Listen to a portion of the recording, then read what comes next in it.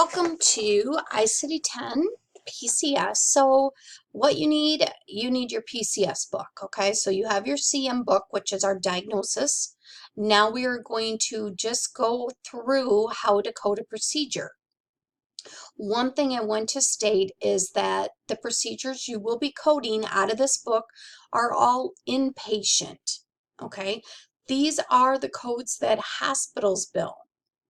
So, just kind of clarify, when a doctor comes into a hospital and let's say the doctor does a hysterectomy, okay, the doctor is from a clinic, he is a surgeon, so he goes in and he does a hysterectomy. So he goes back to his clinic. The op report from the hospital comes to the clinic. So the coder at the clinic, okay, whoever that may be, that coder will take the op report.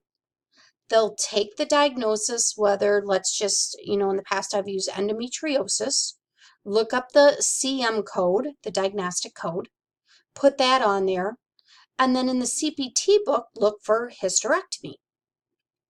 All right, and let's just say that they did just a hysterectomy. They didn't take any tubes or fallopian tubes or anything like that, ovaries out. They just took the uterus. So now the hospital, okay, if you're a hospital coder, that coder is going to get the same op report. That coder is going to code with the diagnosis of endometriosis, but they're going to code also out of the PCS book, not the CPT book, a hysterectomy. Okay, so with that hysterectomy, that coder then is going to bill for the hospital, okay, not for the physician. The physician is going to get paid by the CPT code. The hospital gets paid by the PCS code. One thing to remember, the PCS code, this is for the hospital supplies that they utilized, everything that they utilized to perform that surgery. Okay, so the resources that they had to use possibly could have been robotic, so they had to use a robotic machine. All of those, again, is what is going to be billed to the insurance company through the PCS code. So make sure everybody, once again, has their PCS code or PCS book. This book just covers procedures. Okay, so again, you're going to have to do two different books here. You're going to have to use your CM to find the diagnosis and the PCS to find the procedure. So what is it? It is its own book. It's not part of the World Health Organization. It's used by hospitals to report inpatient procedures. It's not used in other healthcare settings. Okay, it's closed classification system. It provides only one place to classify each procedure. So again, looking through this, it's really not a bad system. Make sure you go through the guidelines. This just talks a little background here, the development. Okay, so it was developed by 3M and CMS, Centers for Medicare and Medicaid Services. It was completed in 1988 and has been updated annually, but we have not used it here in the United States till 2015. So the proposals for updating are now handled through a process by the National Center for Health Statistics and the CMS. Revisions are kept current with medical terminology, or not medical terminology, just technology that has been updated. So again, guiding principles. Diagnostic information is not included in the procedure description. Explicit, not otherwise options are not provided. NEC are provided on a limited basis. Okay, so our structure here, we have 17 sections. So this is 77,000 codes. The ICD-10 PCS uses a table structure that permits specification of a large number of codes on a single page. Okay, ICD-10 PCS, once again, we have the alpha index. So you look up what procedure is, and then you double check it in the tables. Now here's the kicker. If you can get the whole code from the alpha index, you're good. You may want to double check it in the tables. as you get coding in the PCS, you can actually go right to the PCS table and code right from there. Not necessarily do you have to start with the alpha. Depends, again, how familiar you get with the book. So again, alphabetic index, it's arranged alphabetical order based on the type of procedure performed. Okay, so again, you could be looking up a laminectomy, a cholecystectomy, and it will kind of tell you which way to go. Okay, so here's an example. Cholecystectomy. See, this is what we're going to have to figure out. We have excision and resection.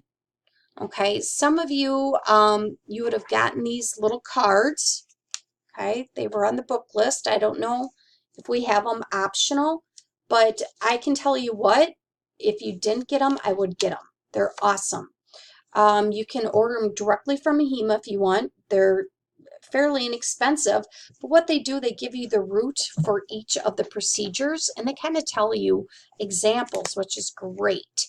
So just so you know here, so if I have a cholecystectomy and you learn in med term excision, so when I look at this, excision versus resection, what's the difference? And this is how you're going to have to study your roots.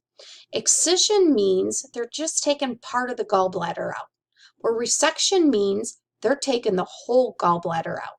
How do you know this? By studying and just, again, practice, practice, practice, practice. So usually it's going to be taking the whole gallbladder out. So what I'm going to look for is 0FT4. Everyone in the table is going to be 7 characters. You cannot have 4 characters for procedures. It's not like diagnosis. Diagnosis, again, you could possibly have 3 up to 7. Here, it is 7 no matter what. Okay, so this is an example of a table. So I looked it up at the beginning, and now I'm double checking it or getting my additional characters in the table. So here I find in my table 0FT. All right, and I know it's the gallbladder, so that's 4. And the approach, we'll go over that. I got to stay in the same row here when looking up a procedure. Same row. So I know that it's percutaneous endoscopic. There was no device and no qualifier. So here is what we're going to look at. We're going to look at the section, body system, operation, what I call is the root, the body part, approach, device, and qualifier. These are my 7 different characters that we will be reviewing. Okay, code structure, I talked about this. You're going to have 7. There's no decimal points. Character versus value. Each character in a code is an axis of classification that represents an aspect of the procedure. A value is one of 34 letters that can be selected to represent one character. Okay, so values are made up of digits, 0 through 9. Okay, so those are my numbers that I'm working with. The letters A through H, J through N, and P through Z. One thing's the letters 0 and I are not used because they're too confusing with the digits 0 and 1. So again, when you are doing exams or anything like that, make sure you put in 0, not O. Okay, so for the PCS, once again, it's 0 and 1. We do not use O or I. I wish they did that for CM. Okay, code structure, which we talked about. We have the section first. The second one here is going to be the body system. Root operations, huge. This is what a lot of these flashcards help you with, is the root operation. Okay, root operations, crucial. Okay, then the body part, and then the approach. We'll go through some approaches, the device that they utilized, and then qualifiers, your last character. Okay, so again, we have 7 characters, but they may have different meanings across sections. So let's go with relational terms. And, when used in a code description, means and or. For example, lower arm and wrist muscle. This means lower arm and or wrist muscle. The exception is when and is used to describe a combination of body parts. Okay, code characters. all ICD-10 PCS codes are composed of 7 characters, which I talked about, okay? If you have anything less, again, it's going to be incorrect. Okay, so my first character number 1 is going to be in the Med-Surg section. One thing to remember, the section itself, 0 is the one we're going to concentrate probably most in intro. Okay, the reason is it has the most codes. Okay, this is the first character because medical surgical. We will review obstetrics, placement, some of these others. But again, 0 is going to be my first character, and it's going to be the one that we will look at the most. Character 2, these are body systems. Again, central, this is why your A&P comes in handy, because with these body systems, I need to know, where the carotid artery is, okay? I need to know that's upper. I need to know it's in the neck, and it's the upper artery, okay? So again, you need to know the difference between arteries, veins, your peripheral system, your nervous system, to get to the right body system. Okay, and here's just body systems again. These are all in your book. Nice explanations. Read through your book. Highlight in your book. Okay, body systems again. Upper extremities, lower extremities. Character 3. This is what we're going to really go through a lot of different routes. Root operation. Okay.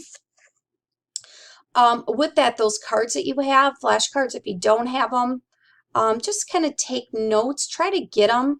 I have in shared files some examples of root operations, more definitions to help you out.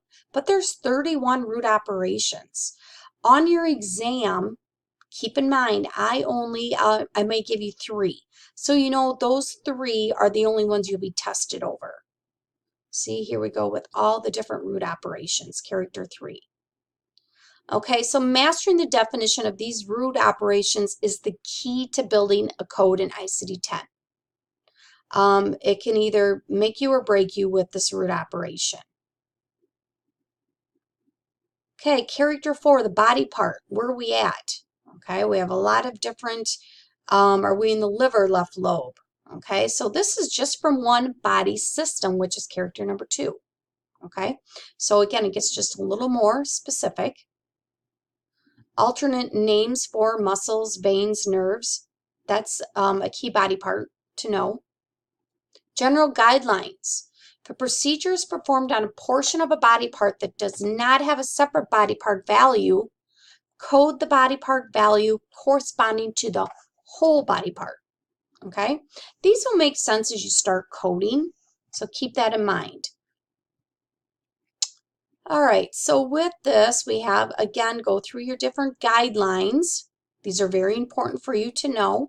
I'm not going to go through these in the lecture. I feel like this is something you can cover yourself. This one right here is very important. The shoulders, upper arm, elbow, lower arm. Okay, so make note of that in your textbook. Fingers and toes, this is another important guideline. Okay, so our approach, character 5. We have external. Okay, these are performed directly on the skin, indirectly by the application of external force through the skin. Open, that means they're cutting the body. Okay, that's the approach. That's how they're doing this procedure. Percutaneous is entry by puncture of the instrumentation. Where percutaneous endoscopic, this is incision, but then what they're doing is they're getting to that part to visualize the site of the procedure. So they're almost, again, instrumentation to get to that site. Okay, again, the key word here between percutaneous is visualize. We don't have the word up here, visualize and percutaneous. Okay, and then again, approach, character 5, artificial opening, natural. Okay, this would be like going through the nose or going through the rectum. These are natural openings. Endoscopic, percutaneous. All right, so then the last one here is going to be, I'll have to go through character 6 on next.